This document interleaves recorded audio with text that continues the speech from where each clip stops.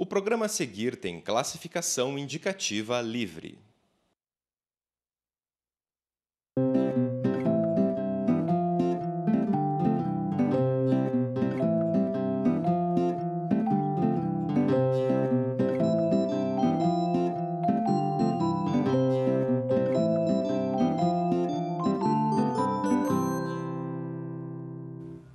Olá, este é o programa Sem Brincadeira, uma parceria da TV da Universidade Federal do Paraná e do Grupo Dedica, um grupo de defesa dos direitos da criança e do adolescente.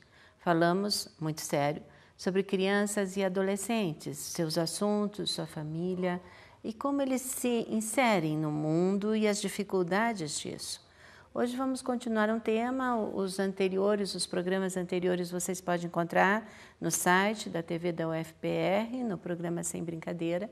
E vamos continuar então um tema falando de drogas, o abuso de substâncias, tanto as drogas livres no mercado como o álcool, hoje considerado o maior fator teratogênico para os bebês, pela ingestão da mulher grávida, e hoje é acessível a todas as crianças e adolescentes. Então, hoje, álcool e outras drogas, com o Dr. Léo Cardon, médico psicanalista, membro do Dedica.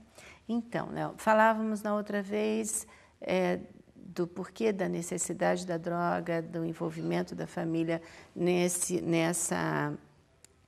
na busca, né, de uma solução para um drama que nós temos em todo o mundo. E sempre existiu, né? Você já falou para nós do tempo onde isso acontecia, desde que o homem conseguiu, né, fazer uso de alguma substância para ter aquele algo a mais. E conversamos também sobre por que um adolescente que está em plena vida, com todo o potencial para desenvolver, ele procura esse algo a mais. Sim. Bom, é sempre bom a gente ter um retorno de quem nos assiste. E uma das pessoas que faz parte de um grupo que eu trabalho alguns temas teóricos perguntou por que a insistência nossa em ampliar a visão e não ficar somente na relação da pessoa com a substância. É evidente, é notório, as próprias autoridades das políticas públicas têm muito presente todos os fatores que estão presentes e fomentam de um lado, tentam dificultar por outro. Então, não se poderia, de nenhuma forma, deixar de ter em conta todos esses elementos.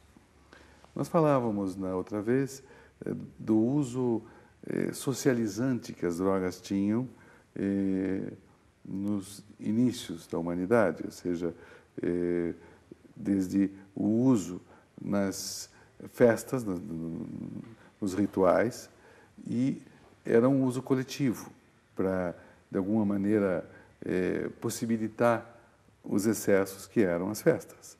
E depois elas deixavam de ser consumidas pela grande maioria. E esses dias eu ainda lembrava de uma história persa, milenar também, em que eles contam que 3 amigos chegaram já entrada à noite numa cidade, e naquele tempo as cidades tinham muralhas e portões e estava tudo fechado já, e eles teriam que passar a noite fria lá fora. Então, um deles disse, vou pegar a minha espada e vou abrir um buraco nessa muralha e derrubar essa porta. O outro disse, não, melhor a gente vira a fumaça e passa pelos buracos da fechadura, são tão grandes. E o outro disse, para quê? A noite está tão bonita, vamos dormir aqui fora. Então, a moral da história é que um estava bêbado e queria derrubar tudo. O outro estava totalmente alucinado com o haxixe e queria virar fumacinha. E o outro estava totalmente inebriado pelo ópio e queria dormir. Ou seja, essa é uma história milenar e, portanto, você veja há quanto tempo se tem o uso já individual das substâncias. Em oposição a essa época em que se usava para socialização, o que nós temos insistido nas nossas abordagens, nos últimos programas, é no efeito segregatório, no efeito onde se passa de um uso do abuso para a dependência de substância ou da droga, onde todas as atividades se concentram absolutamente no uso da substância. Nada mais interessa. A relação com os outros está, em princípio, organizada pelo consumo em grupo, e então é uma forma de socialização asocial, porque é um grupo separado, onde se está separado junto, ou seja, o único laço de união é o consumo, e, posteriormente, a segregação absoluta, onde, na nossa maneira de fazer analogias, se enxerga o mundo por um funil. Só que, em vez de nós colocarmos o funil com a parte pequena nos olhos e abrindo o mundo na parte grande, é ao contrário. A pessoa está com a parte grande do funil no rosto, vendo simplesmente, pontualmente, a única coisa que lhe interessa e que o faz ser consumido e ficar totalmente marginalizado, segregado da vida. Talvez aí, quando a gente pensa na adolescência, com todo esse potencial que um adolescente tem, então a vida está aberta a ele, né? E ele vai fazer suas escolhas, os seus caminhos. Então esse funil tão grande aberto para ele, e que devia se continuar, Isto. não é mesmo? E até ampliar, mas que quando ele entra nessa necessidade, nessa busca, nesse algo a mais para ele, já que isso que ele tem não é suficiente. Ele vai fechando a sua vida. Agora, você veja, quando nós começávamos a trabalhar a questão das drogas, nós trazíamos as gratificações neurobiológicas, com os lugares onde essas drogas propiciam uma certa satisfação, pensávamos na propensão e assentávamos essas propensões em aspectos da história e da vida familiar, da vida comunitária, mas nós temos que pensar também que existe um ambiente propiciatório, e esse é extremamente complexo. Um grande economista chamado Adam Smith dizia que o único fim da produção é o consumo. Então, nós vemos que as produções da droga, em princípio, não eram tão elaboradas como são hoje. Por exemplo, nós podemos dizer que o ácido lisérgico, o LSD, não é um produto encontrado na natureza, ele é fabricado. Mas existiu, no passado, uma planta, a mandrágora, que produzia um efeito alucinógeno. Tanto é assim que um dos elementos do julgamento de Joana d'Arc, tá, que a incriminou, era que ela dançava como bruxa a roda, fazia a dança da roda, intoxicada pela mandrágora, tá, tendo alucinações místicas. Foi quase decisivo esse fator para que ela fosse para a fogueira. Mas, se nós pensamos drogas como o ácido lisérgico, os derivados da planta da coca, o alcaloide, que é a cocaína, as colas, especialmente, que é o flagelo da infância e da adolescência, não, porque é muito barata, muito fácil de conseguir, aí produz um efeito de inalação, e as drogas inalantes são as mais rapidamente produtoras dos efeitos que se busca. Nós poderíamos pensar que isso é algo bem mais atual. O efeito segregatório, então, por um lado, e o outro, esta certa imposição do mercado, que produz e tem que achar consumidores. Sim, e vai à busca, né? E vai à busca de seus consumidores. E encontra isso que você chamou hoje muito bem colocado de população mais frágil, não? A infância e a adolescência. Nós observamos um certo aumento em tempos históricos claros, e especialmente nas duas últimas pós-guerras, tá? A pós-guerra, após a Segunda Guerra Mundial, onde as drogas mais usadas eram a cannabis ou a maconha, o álcool, tá? A cocaína já então, mas o grande flagelo da pós-guerra do Vietnã, que é a entrada da heroína. Sim. Tá? com um enorme impacto em todos os grandes centros mais ricos. A pós-guerra tem também um certo fenômeno que, de alguma maneira, polariza o mundo, que é a Guerra Fria, que é o capitalismo por um lado e o comunismo por outro, onde as leis rígidas da cortina de ferro impediam a possibilidade que depois que o Muro de Berlim caiu, aconteceu em todos os países do leste da Europa, com um incremento enorme do tráfico e do abuso de drogas. Não? Embora eles tenham lá ainda um flagelo maior que é o álcool, não? Nessas regiões. Mas, basicamente, quando cai o Muro de Berlim e termina essa polarização ideológica, capitalismo versus comunismo, começa a haver somente um dono e senhor de tudo, que é o mercado. O mercado capitalista, e volto a frisar, então, a frase de Adam Smith, que a produção tem como único fim o consumo. Tá? E aí vem um problema, porque nas sociedades mais ricas, o que se oferece para o consumo tem um mercado comprador. E são poucos aqueles que se mantêm à margem desse mercado comprador. Tá? Agora, na grande maioria, ou seja, nós tiramos de 7 bilhões de habitantes, 1 bilhão que está em centros mais ricos, todo o resto está à margem daquilo que é oferecido. E isso favorece a droga barata, favorece o crime, favorece o tráfico e favorece a participação do adolescente e da criança, que são inimputáveis, tá? Um elo importantíssimo nessa cadeia. Tanto que se observou, logo depois das tomadas das comunidades de morros no Rio, que a grande quantidade de adolescentes e crianças que voltaram para a escola, que estavam perdidos neste meio que favoreceria tanto uma entrada rápida numa vida extremamente limitada. Não?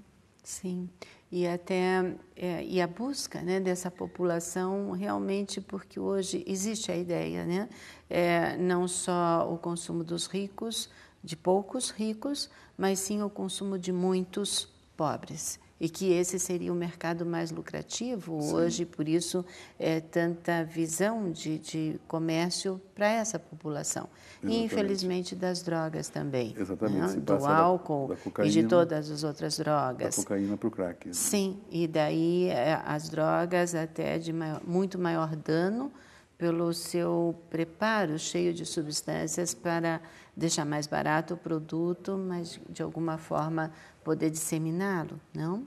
A gente vai fazer um pequeno intervalo e a gente volta a conversar no próximo bloco. Estamos falando sobre abuso de substâncias, o álcool e outras substâncias, drogas, na infância e adolescência, com o Dr. Léo Cardon. A gente volta já já.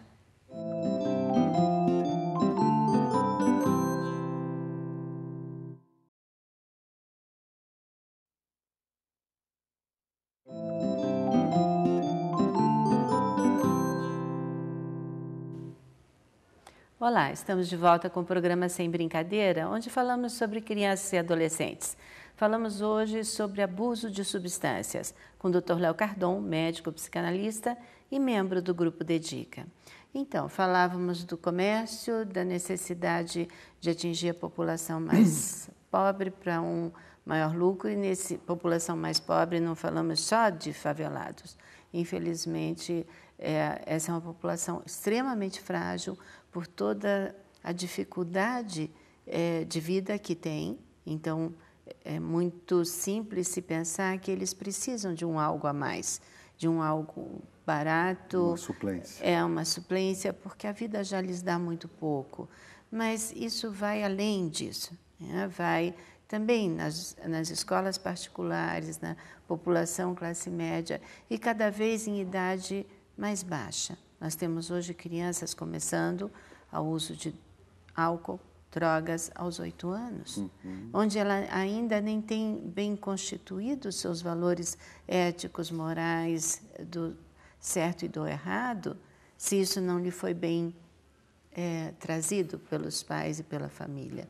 Sim. Então, nós poderíamos começar agora pela droga mais barata e mais acessível, e que, infelizmente, Se nós fizermos pesquisas, e temos pesquisas, habitualmente o uso da droga, ele começa dentro de casa. Então, tanto pelo espelho que se tem, como até por aquelas brincadeiras, né? Se é menino, tem que tomar cerveja, tem que ser forte, se começa dando uma bicadinha e não se leva em conta o quanto aquele álcool, né, de meio copo de cerveja para uma criança de 5 anos significa. E que pode levar a ação tóxica, inclusive orgânica, de fígado e tudo mais. Então, é verdade. Começamos com o exemplo. Sim, exatamente. E aí você já adentra num outro campo, que é o campo complexo das drogas lícitas. Né? E aí entrariam alguns medicamentos, como a efedrina e a codeína, o tabaco e o álcool.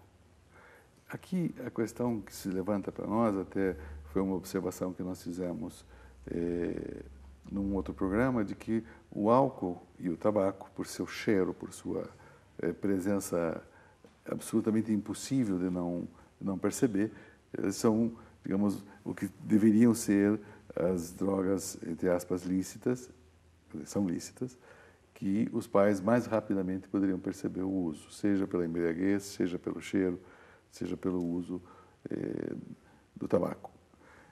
O tabaco é uma droga que mata a longo prazo. Tá? Já o álcool é segregador a curto prazo. Então, uma vez num debate com colegas, veio um dos colegas que era dito especialista nesta área e que veio armado de muitos números.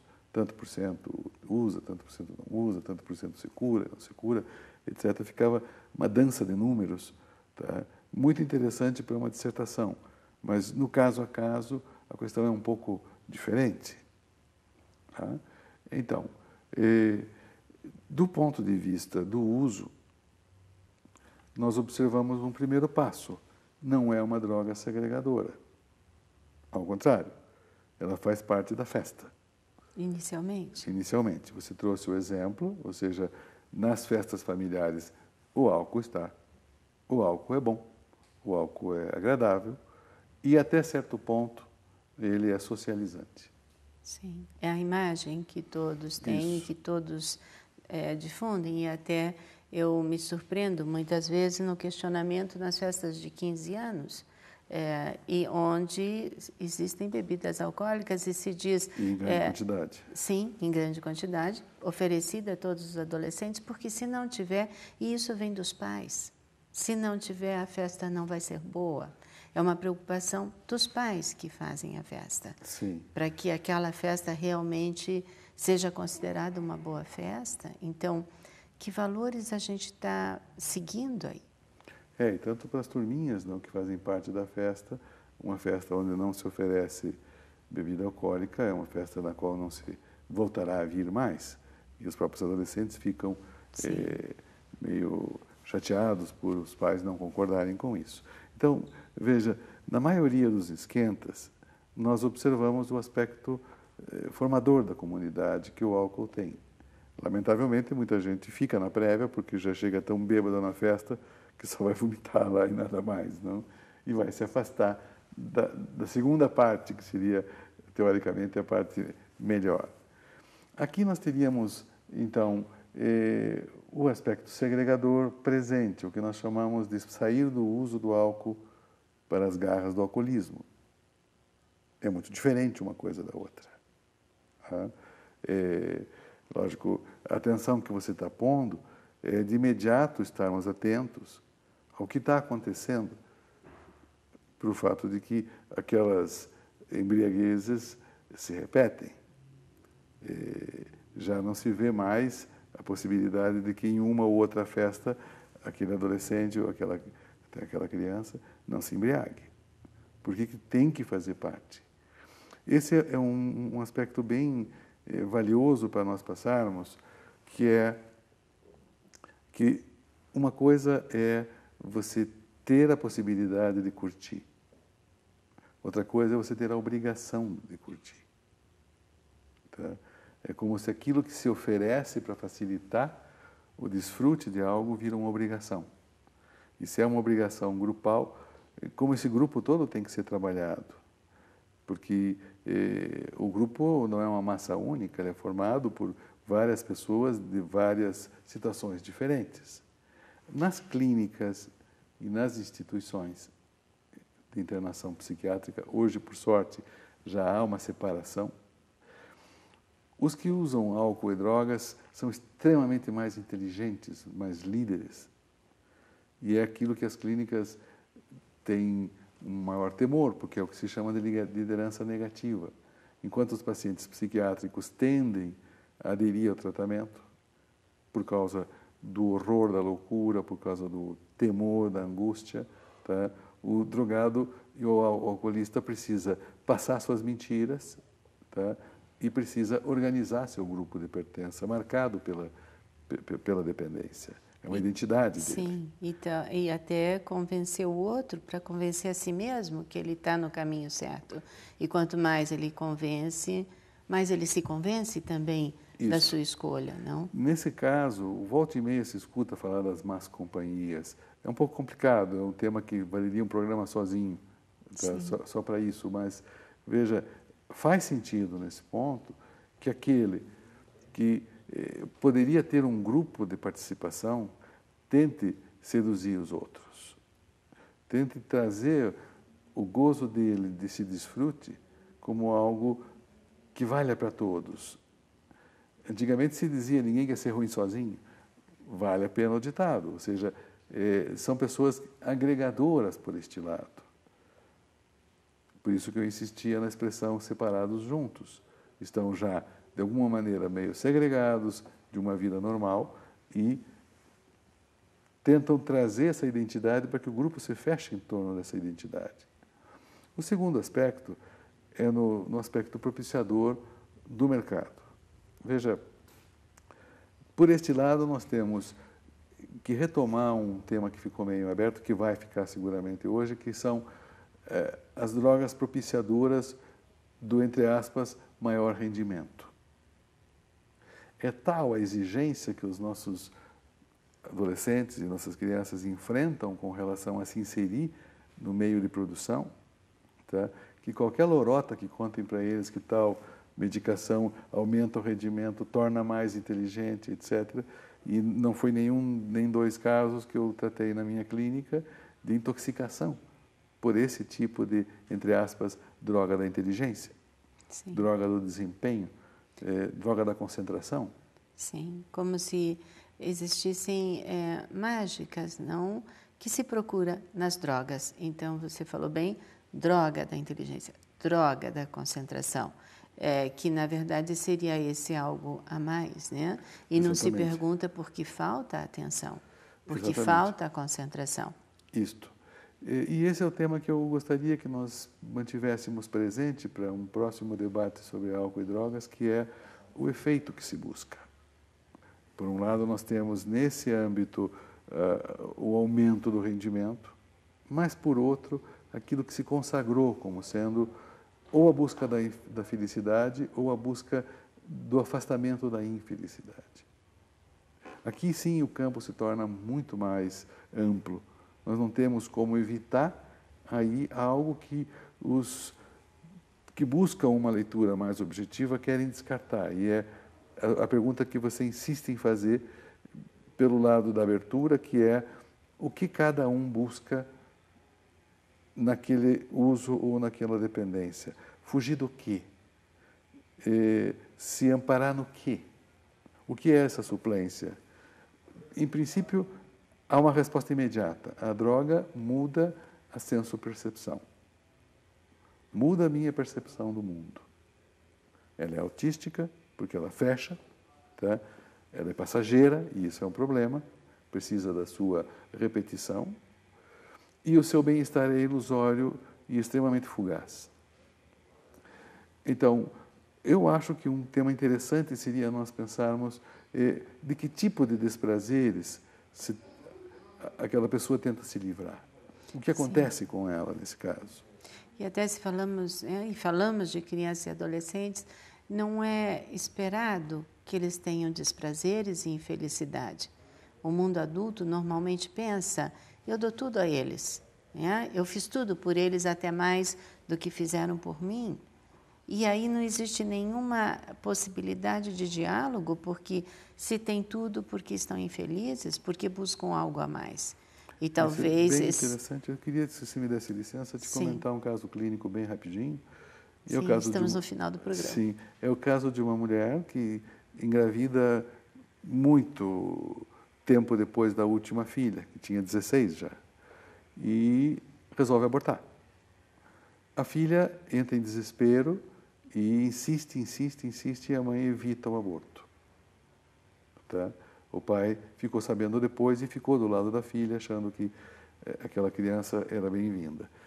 O fato é que se deu ali o episódio da dupla mãe, que é sempre complexo, que vale a pena um dia voltar, mas esta mãe, culpabilizada pelo fato de que a história se tornou a história da família, tá? E pela sua rejeição inicial, passou a tentar suprir essa culpa através de coisas que ela dava. Eu acho que essa pergunta que a pessoa faz, mas por quê? Se dei tudo, será que é tudo isso que a pessoa precisava? Sim. Então, nós estamos terminando o nosso programa. Eu agradeço, vou agradecer em seu nome. O Grupo Dedica agradece muito a atenção de vocês. E pensem, será que demos tudo mesmo? Será que é isso que nossos filhos, nossos alunos, nossos cuidados, aqueles que nós cuidamos, pedem? A gente volta na próxima semana com um novo tema do Sem Brincadeira. Até lá!